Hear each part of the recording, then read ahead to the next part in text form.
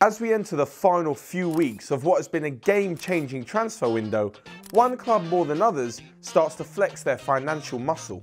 With Spurs splashing out on new record signing Davinson Sánchez from Ajax, Spurs fans can be forgiven for being rather sceptical at any late transfer window deals, something which these 5 players have proved in the past.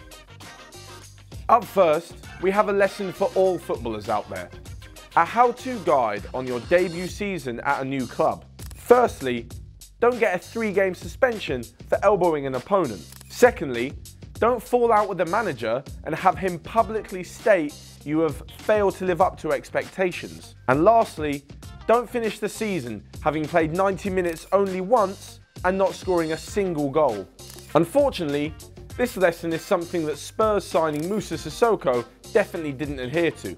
Now usually, I cut new players a bit of slack when they join a new team, but it's really hard to do this time with Sissoko Spurs' 3rd highest paid player on $95,000 a week. It's even worse when he pulls on that French national shirt and turns into a completely different player. If Spurs manage to draw out the final of the Euro 2016 Moussa Sissoko, they'll have a much better player on their hands.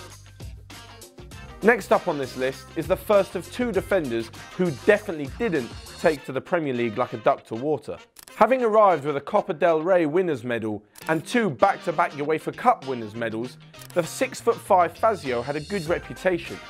However, getting sent off on your debut and another time within the first 3 months doesn't exactly put you in the best light.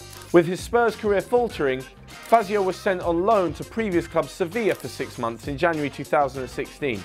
And having spent all of last season on loan with Serie A giants Roma, he has now made a permanent move to the Italian capital.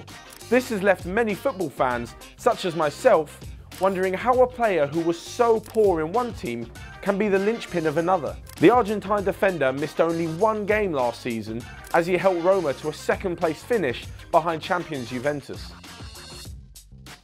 Next up is another player who, to be honest, I'm still amazed is plying his trade in one of Europe's top leagues. Unlike Fazio, who failed in the Premier League but succeeded in Serie A, Vlad Chiriches has failed in both. Not to imprint my agenda on this too much, but of all my years of watching Tottenham, he has put in some of the worst defensive displays I've ever seen.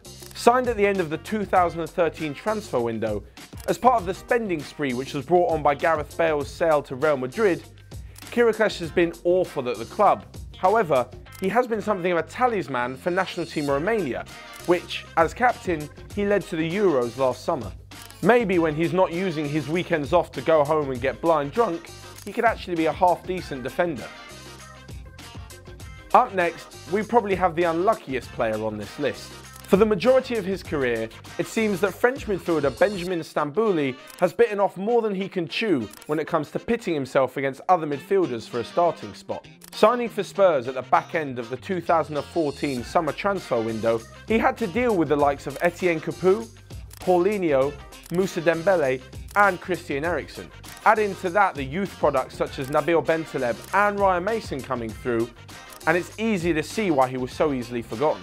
In the end, the mountain was too high for Stambouli to climb, and just 1 year later, he moved on to PSG for £6 million.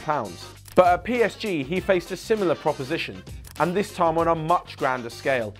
He had to compete against the likes of Yohan Cabaye, Marco Verratti, Thiago Motta, Blaise Matuidi, and Adrien Rabiot.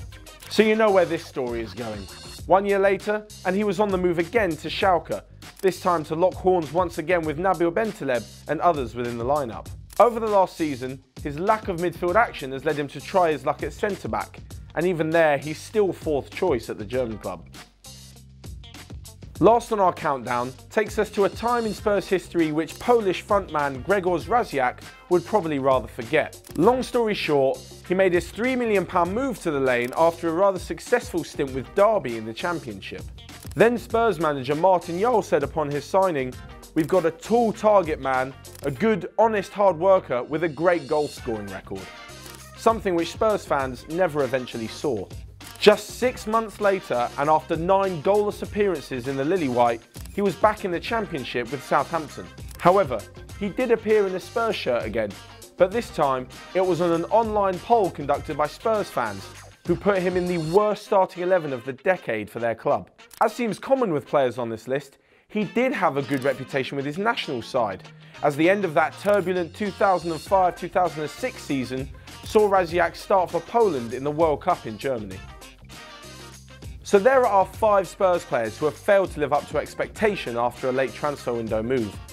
Let us know in the comments section who your club has bought late on who has eventually flopped. Did you see the gif I put in there? I'm just going to say it's fucking funny. It's just a duck that slides on ice. I mean, I just found it amusing.